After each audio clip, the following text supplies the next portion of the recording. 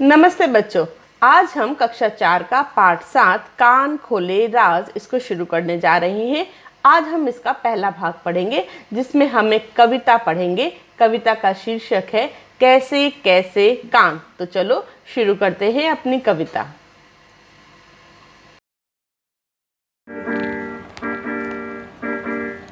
बड़े बड़े हैं जिनके कान, हाथी दादा उनका नाम। लंबी टांगे गर्दन लंबी, पर छोटे से ऊंट के कान। छोटा सा खरगोश उछल कर खड़े दिखाता अपने कान। चौकन्ना रहता वो हरदम, कुत्ता खोले रखता कान। हिरण दौड़ कुलाचे भरता, ऊंचे रखता अपने कान। भालू दादा झूम झूम कर खूब हिलाता अपने कान।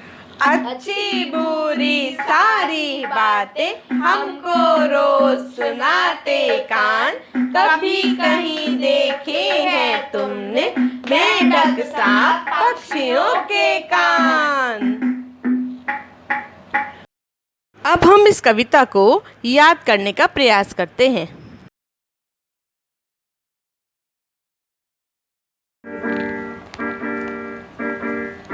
बड़े बड़े हैं जिनके कान, हाथी दादा उनका नाम।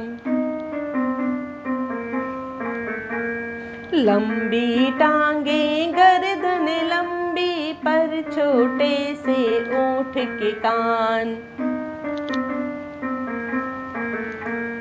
छोटा सा खरगोश उछल कर खड़े दिखाता अपने कान। चौकन्ना रहता वो हरदम, कुत्ता खोले रखता कान। हिरण दौड़ कुलाचे भरता, ऊंचे रखता अपने कान। भालू दादा झूम झूम कर खूब हिलाता अपने कान। अच्छी बुरी सारी बातें हमको रोज सुनाते कान। कभी कहीं देखे हैं तुमने मेंढक सांप पक्षियों के कान।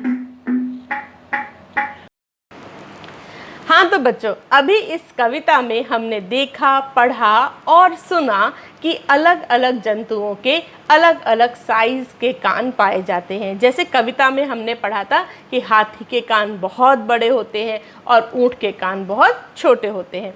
तो बच्चों, यहाँ पर आपको मैं पहला प्रश्न देने जा रही हूँ। आपको एक काम करना है, अपने आसपास पाए जाने वाले जंतुओं को देखना है, उनके कानों को देखना है और यह पता लगाना है कि सबसे बड़े कान आपने किस जंतु के देखे।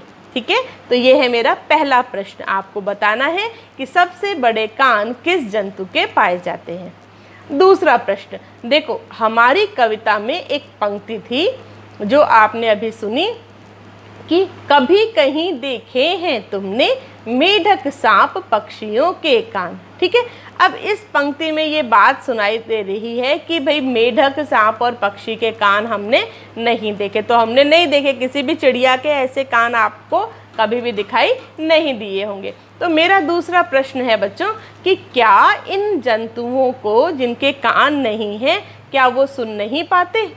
तो इस प्रश्न का उत्तर भी मैं आपके साथ में साझा करूंगी बच्चों।